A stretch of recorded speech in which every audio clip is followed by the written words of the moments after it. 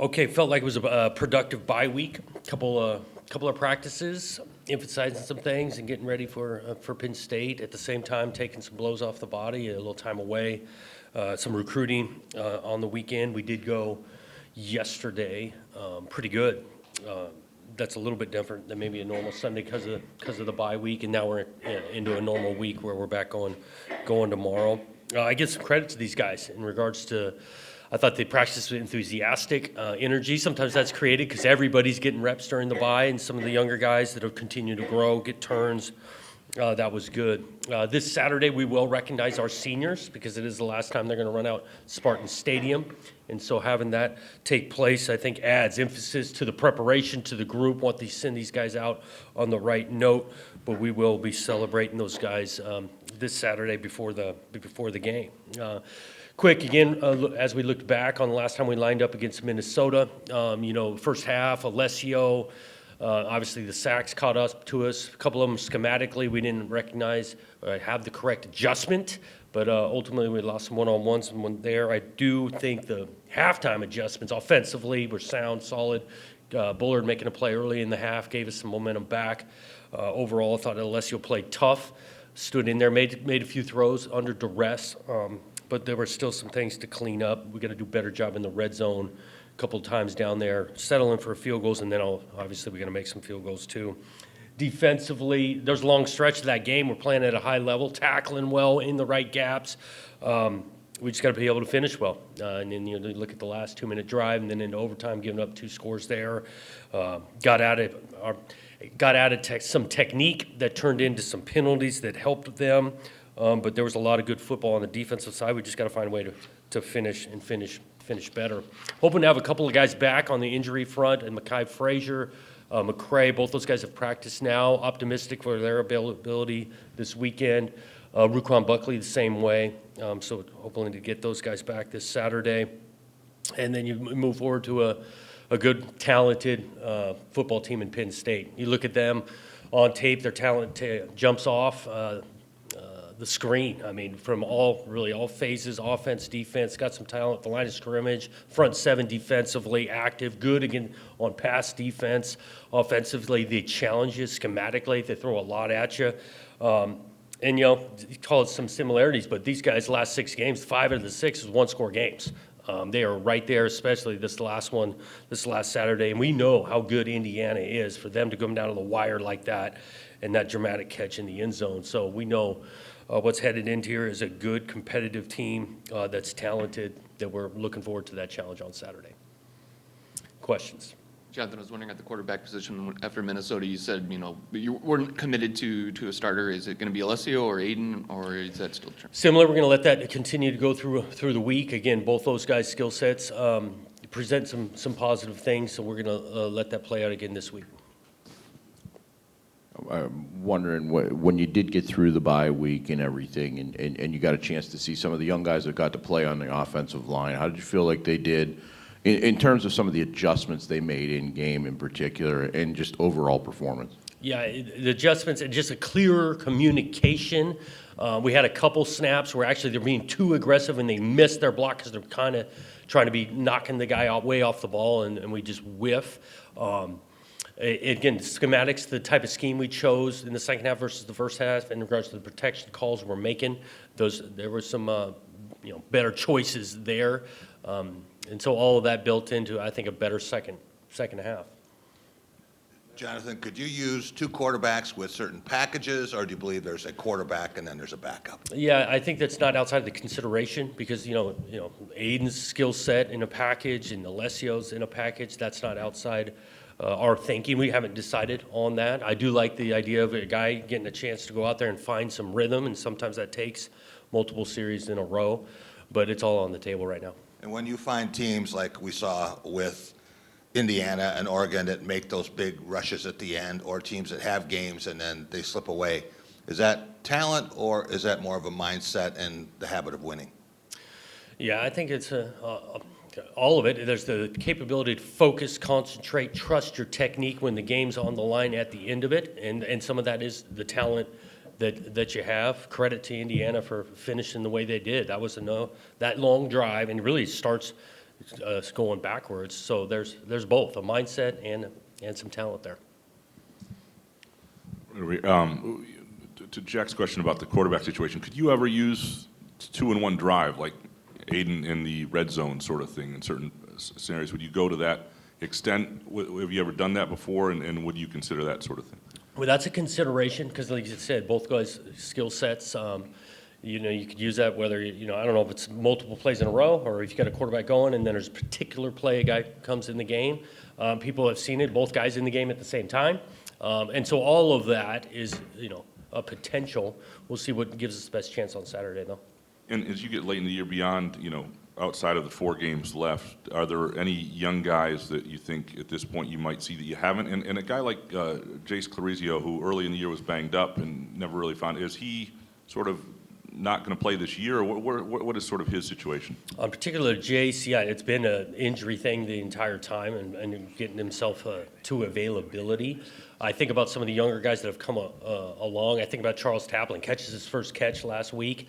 You could see some more of him. But, again, want to be right in regards to how much he's playing. He's a true freshman, redshirting, but now he's played in 1 game, so you can see him all 3. We've got a couple of guys like that have come along selectively, true freshmen that maybe have played a little bit, but also want to be doing right by them in regards to a redshirt. So there's a couple of Bryson Williams I think about has gotten some contribution.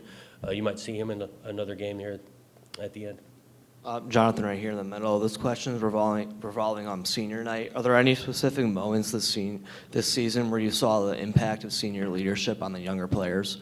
Oh, yeah, without question. I think about some of those guys that are going to run out, Sam Edwards, Malik Spencer, Darius Snow, bringing younger guys along, especially even like motivation and practice. All 3 of those guys practice, whatever younger guy makes a mistake, hadn't gone his way, those guys are right there to help him bring along, point out how you can get it fixed, still supportive. We've got a lot of that in our culture right now.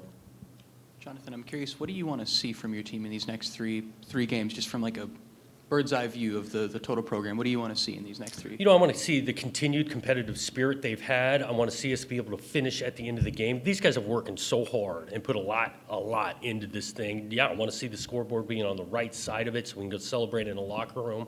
I feel like those guys deserve it because of the continued belief, competitive spirit, how hard they're playing, how much work they've put into it. I'd love to be able to, for them, to be able to celebrate at the end of the game. Is there any, okay.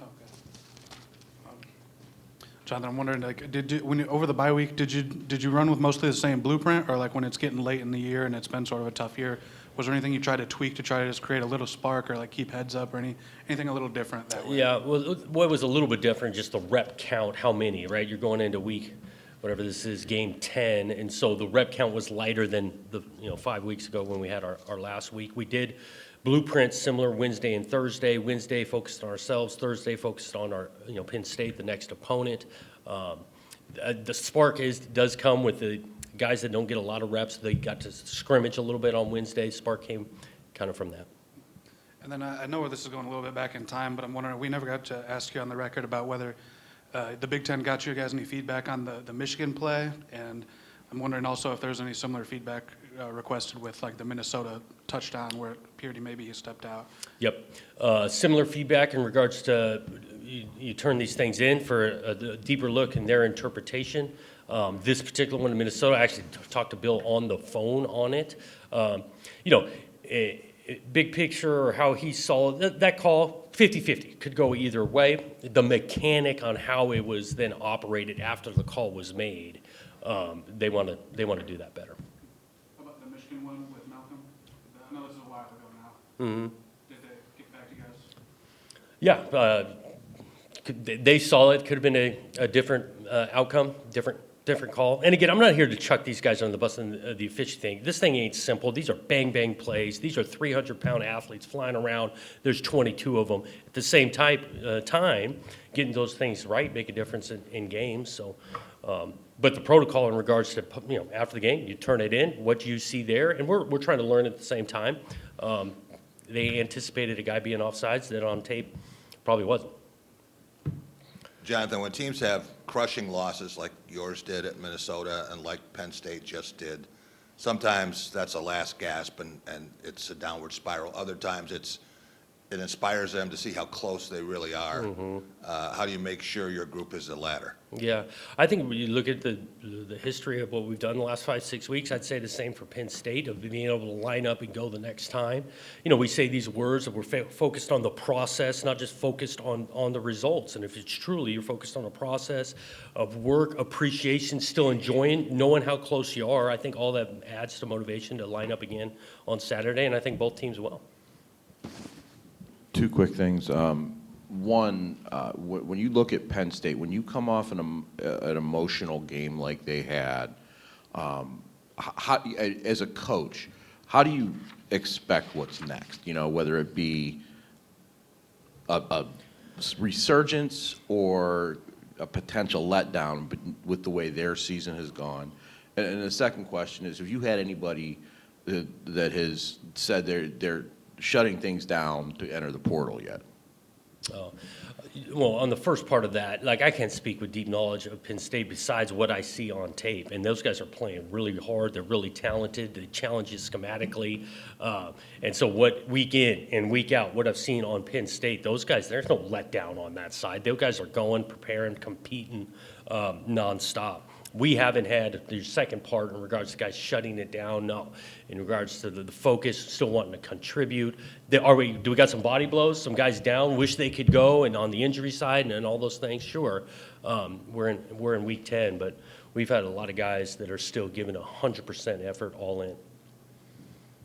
Jonathan, excuse me, you mentioned recruiting during the bye week. How different, or what's the challenge when you're recruiting on a 6-game losing streak versus before the season, and you know, as far as what you can pitch and what you can sell and, Yeah. and all that?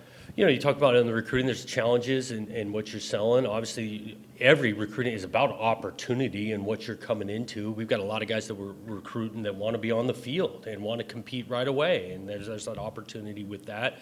Still reselling a vision of how we're establishing this thing, how we're going about it. And I think it's a part of recruiting, especially on the parent side, of talking about this ain't easy, right? This is Big Ten, top of the line football.